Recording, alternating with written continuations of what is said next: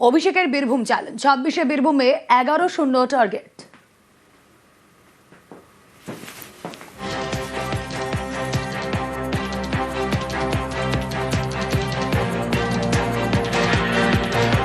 আগামী দিন নির্বাচন যখনই ঘোষণা হোক, আমরা যে রাজনৈতিক লড়াই শুরু করেছি, যতই করো হামলা আবার জিতবে বাংলা, আপনাদেরকে অনুরোধ করতে এসেছি যে গত নির্বাচনে 11টা আসনের মধ্যে বীরভূমের মানুষ দুহাত তুলে আশীর্বাদ করে তৃতীয়বার মমতা বন্দ্যোপাধ্যায়কে মুখ্যমন্ত্রী হওয়ার যে অবদান রেখেছে এই জেলার মানুষ, 2011, 2016, 2021 কার্যত অনস্বীকার্য।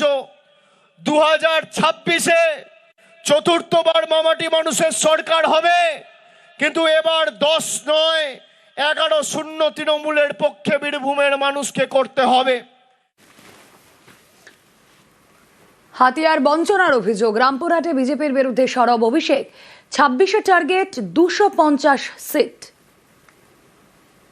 তৃণমূল 250 আসনে তৃণমূলকে জেতাতে হবে, না হলে যে দল 70টা আসন নিয়ে একটা গরিব ছেলেকে চিকেন প্যাটিস বিক্রি করে বলে মারছে, সেই দল যদি ক্ষমতায় থাকে তাহলে আগামী দিনেরা কি অবস্থা করবে বাংলার খালি একবার ভেবে দেখুন।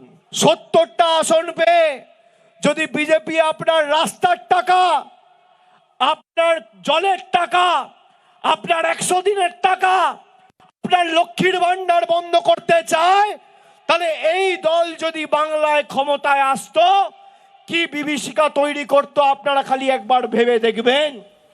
তাই এদেরকে শুধু হারানো নয়, শূন্য করতে হবে।